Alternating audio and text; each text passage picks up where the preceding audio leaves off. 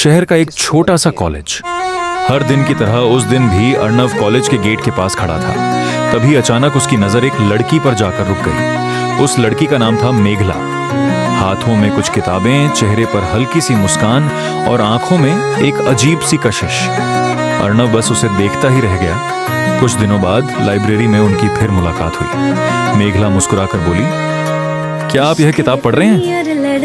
अर्णव थोड़ा शर्माते हुए बोला, हाँ, लेकिन अगर आप चाहें तो आप इसे ले सकती हैं। और उसी दिन से उनकी कहानी शुरू हो गई। हर दिन दोनों साथ कॉलेज आते, क्लास के बीच बातें करते और सड़क किनारे एक छोटी सी चाय की दुकान पर बैठकर चाय पीते। एक दिन बारिश हो रही थी और मेघला बिना छतरी के सड़क किनारे खड़ी थी। अर्णव ने अपनी छतरी उसके हाथ में देते हुए कहा, तुम घर चली जाओ, मैं बारिश में भीगते हुए चला जाऊंगा। मेघला हैरानी से बोली, और तुम? अर्णव मुस्कुराकर बोला, तुम्हारी मुस्कान देख लूं तो मेरा पूरा दिन अच्छा हो जाता है। मेघला कुछ नहीं बोली, बस शर्म से अपना सिर झुका लिया। उस दिन दोनों समझ गए थे कि उनकी दोस्ती अब सिर्फ दोस्ती नहीं रही। कुछ दिनों बाद मेघला ने पूछा, अर्णव, क्या तुम सच में मुझसे प्यार करते हो?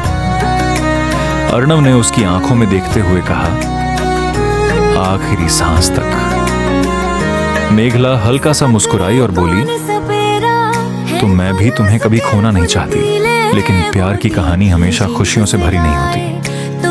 एक दिन मेघला ने अर्णव को बताया कि उसके पिता को दूसरे शहर में नौकरी मिल गई है। अब उसके पूरे परिवार को वहीं जाना होगा। अर्णव चुप हो गया। मेघला रोते हुए बोली, मैं जाना नहीं चाहती अर्णव। अर्णव ने उसके आंसू पोंछते हुए कहा, दूरी हमें अलग नहीं कर पाएगी। मेघला ने पूछा, तुम मुझे भूल तो नहीं जाओगे? अर्णव ने जवाब दिया, तुम मेरी जिंदगी का पहला प्यार हो, तुम्हें भूलना मेरे लिए कभी संभव नहीं होगा। अगले दिन स्टेशन पर मेघला की ट्रेन चल पड़ी। ट्रेन की खिड़की से मेघला हाथ हिला रही थी। अर्णव ट्रेन के साथ दौड़ते हुए चिल्लाया, मेघला, मैं तुम्हारा इंतजार करूंगा। लेकिन ट्रेन धीरे धीरे उससे दूर चली गई। दिन बीतते गए, एक हफ्ता, एक महीना, फिर एक साल। शुरुआत में दोनों रोज फोन पर बात करते थे, लेकिन अचानक एक दिन मेघला का फोन बंद हो गया। अर्णव ने बार बार फोन किया, लेकिन कोई जवाब नहीं मिला। वह हर दिन उसी जगह बैठकर मेघला का इंतजार करता था। बारिश होती तो उसे वहीं पुरानी छतरी याद आती। चाय की दुकान पर जाता तो मेघला की खाली कुर्सी को देखता रहता।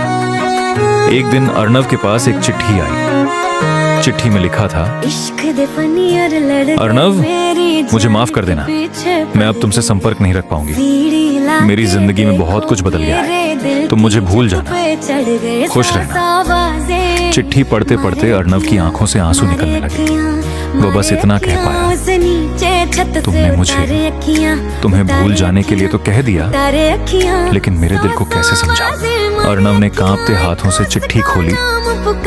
चिट्ठी में लिखा था, अर्णव, मुझे पता था कि तुम मुझे ढूंढते हुए जरूर आओगे, लेकिन मैं नहीं चाहती थी कि तुम मेरी जिंदगी के आखिरी दिनों का दर्द देखो।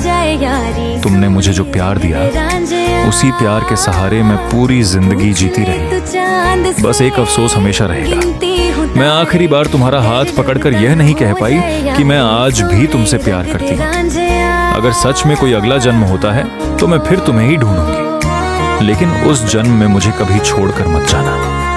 चिट्ठी को सीने से लगाकर अर्णव अस्पताल के गलियारे में बैठकर रोने लगा। बाहर बारिश हो रही थी। अर्णव ने आसमान की ओर देखते हुए बस इतना कहा, मेघला, तुमने अपना वादा निभा दिया, मैं आज भी तुम्हारा इंतजार कर रहा हूँ।